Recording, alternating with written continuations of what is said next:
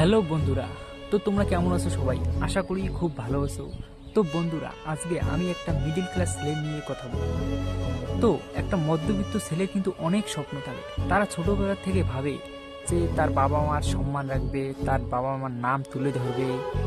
তার স্বপ্ন কিন্তু আরও অনেক অনেক আছে।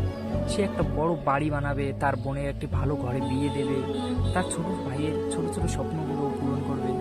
তো এই ভেবেই কিন্তু তার সারা রাত ভাবতে ভাবতে কিন্তু তার সকাল হয়ে যায়।